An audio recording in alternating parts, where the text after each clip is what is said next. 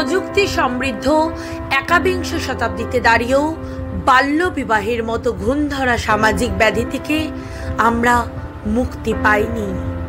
পাশাপাশি নারী পাচার এবং শিশু পাচারের মতো অবৈধ ব্যবসা বর্তমানে একটা মারাত্মক ব্যাধিতে পরিণত হয়েছে। হরিণঘাটা ব্লক শিশু সুরক্ষা কমিটির উদ্যোগে এবং ব্লক সমষ্টি উন্নয়ন আধিকারিক মহাশ্বেতা বিশ্বাসের সহযোগিতায় বুধবার হরিণঘাটা ব্লক অফিসে এক সচেতনতামূলক অনুষ্ঠানের মাধ্যমে চাইল্ড প্রোটেকশন কমিটি গঠন করা হলো।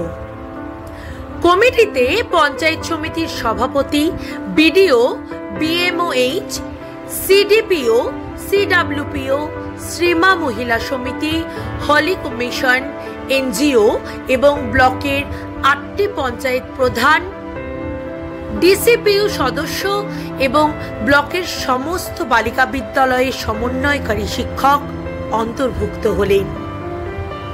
সচেতনতামূলক অনুষ্ঠানে স্থানীয় সরজুবালা বালিকা বিদ্যালয় সহ অন্যান্য বালিকা বিদ্যালয়ের ছাত্রীরা উপস্থিত ছিল।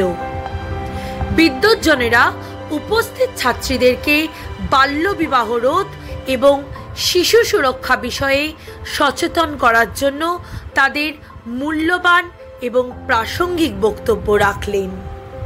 এখান থেকে জানতে পারলাম যে এখন কিভাবে বাল্যবিবাহের হার বেড়েই চলেছে। এটাকে রোধ না করতে পারলে তো ভবিষ্যৎটারও অনেক অন্ধকার হয়ে যাবে। যেহেতু আমরাই তো ভবিষ্যৎ, তাই আমাদেরকে অনেকটা বেশি সচেতন হতে হবে, এই সচেতনভাবে চলতে হবে। তাদেরকে নিজেদেরকে নিয়ে একটু ভাবতে হবে। ও সবসময় প্রেম ভালোবাসা তো সব কিছু নয়।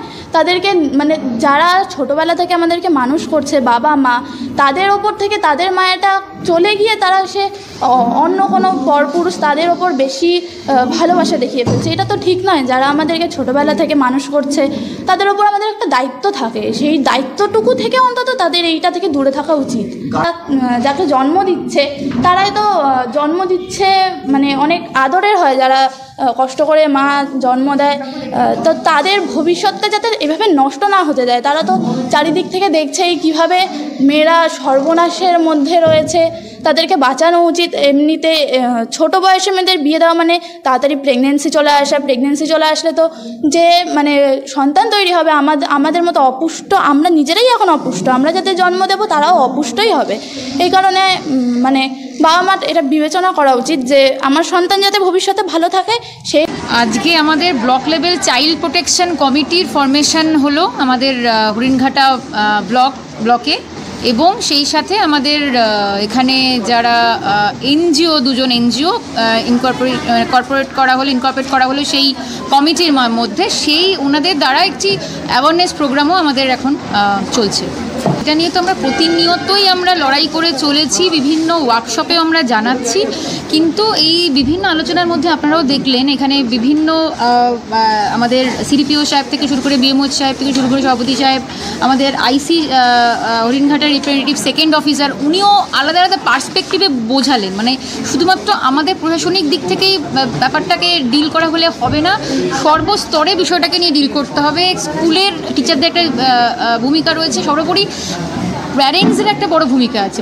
প্যারেন্টিং বিষয়টাকে কিন্তু আমরা ইগনোর করি অনেক সময়। আমাদের প্যারেন্টিং কিন্তু কোথাও শেখানো হয় না, কোনো স্কুলে হোক বা কোনো কিছুতে। তো আমাদের মনে হয় এবার আমাদের ওই বিষয়টাকে ফোকাস করা উচিত।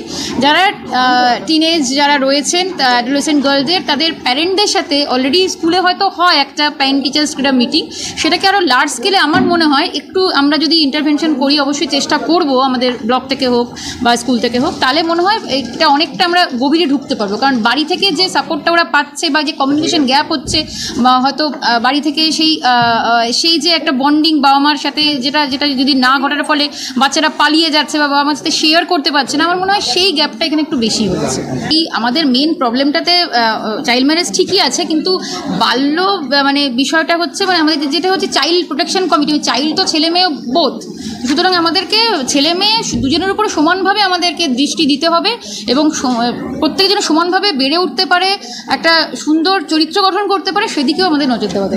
আজকের অনুষ্ঠানে আমাদের ব্লক থেকে আমাদের সভাপতি সাহেব ছিলেন, কর্মাধ্যক্ষ ম্যাডাম ছিলেন, নারী শিশু স্থায়ী সমিতির, আমাদের সিডিপিও সাহেব ছিলেন, বিএমও সাহেব ছিলেন, থানার সেকেন্ড অফিসার ছিলেন, আর সর্বোপরি আমাদের প্রজ্ঞা পারমিতা ম্যাডাম এসেছিলেন সিডাব্লিউসি নদিয়া জেলা থেকে, ডিস্ট্রিক্ট থেকে। তো উনিও ছিলেন এই প্রোগ্রামে এবং ওনাদেরও আর বিভিন্ন দুজন এনজিও রয়েছেন, তো তারাও ছিলেন। তো তারাও তাদের মূল্যবান মতামত দিয়েছেন এবং সকলে আমরা সমৃদ্ধ হয়েছি, বিভিন্ন দিকগুলো নিয়ে আলোচনা হয়েছে এখানে।